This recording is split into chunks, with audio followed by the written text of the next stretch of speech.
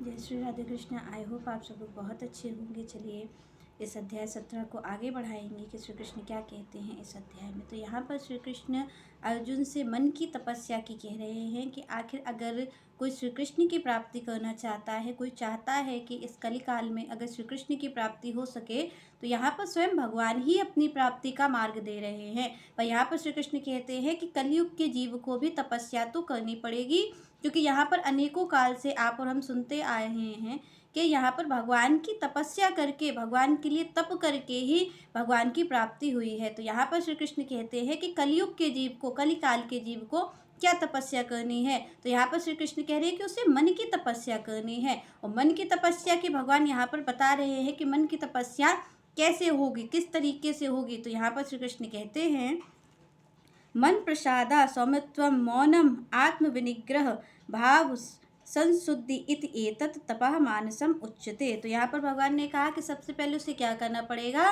कि उसे सबसे पहले अपने जीवन में संयम रखना पड़ेगा। यहाँ पर श्री कृष्ण ने कहा आत्मशुद्धि, मतलब आत्म संयम करिए, मन को निग्रह करिए भगवान के प्रति। तो यहाँ पर श्री कृष्ण कहते हैं कि भाई उसको आत्म संयम करना पड़ेगा। आत्म संयम यहाँ पर भगवान ये नहीं कह रहे हैं कि आपको छोड़ करके संसार चला जाना है या कहीं एकांतवास करना है।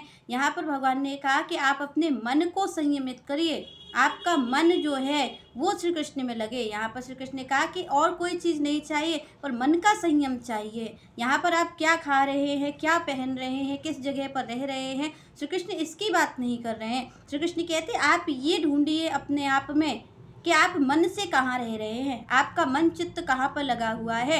आप भले ही कहीं खूब लोगों के बीच रह रहे हैं, तो श्री कृष्ण कह रहे हैं कि क्या आपका मन लोगों के बीच लगा हुआ है या फिर मन उनमें लगा हुआ है। क्योंकि यहाँ पर आप देखिए संतों की जीवनी, तो जो कबीरदास जी हैं, कबीरदास जी क्या कहते हैं कि कबीरा खड़ा बाजार में और मांगे सबकी खैर। इसको यहाँ पर भगवान कहते हैं आत्मसंयम। कि यहाँ पर कबीर जी कहाँ खड़े हैं, आप और हमसे जब भगवान की प्राप्ति की बात की जाती है, भगवान के भजन की बात की जाती है, तो हम एकांत की बात करते हैं। कि अगर भगवान ने कहा है कि भाई सबका हित करो, सब निष्काम हो जाओ, सबके प्रति प्रेम भाव रखो, तो इसके लिए हम कहते हैं भाई संसार में रह करके तो ये नहीं हो पाएगा। क्योंकि सारे व्यक्ति यही कहते हैं कि भाई संसार में रह करके कैसे ऐसा हम कर लें कि किसी से राग द्वेष की भावना ना हो, किसी से कुछ लेने की भावना ना हो, कि संसार में रह करके कैसे हो जाएगा। पर यहाँ पर संतों ने खड़े होकर के संसार में ही दिखाया है कि आत्म संयम कैसा होता है। यहाँ कबीरदास जी को आप देखिए, कबीरदास जी ने क्या किया है, मन का तप ही तो किया है।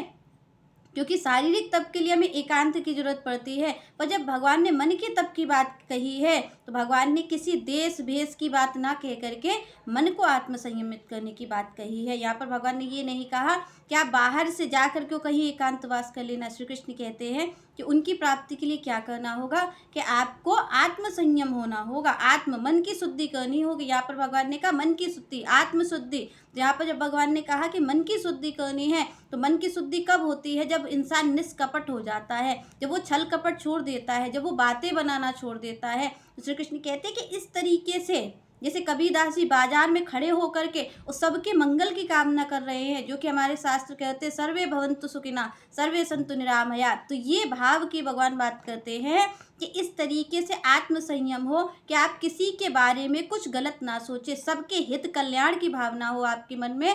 और इस तरीके से अगर कोई संयमित रहता है, इस तरीके से अगर कोई मन की शुद्धि करता है, तो श्री कृष्ण कहते हैं इस तप के द्वारा मेरी प्राप्ति की जा सकती है। चलिए नेक्स्ट चर्चा हम नेक्स्ट वीडियो में करेंगे। तब तक के लिए जय श्री कृष्ण, जय श्री राधे।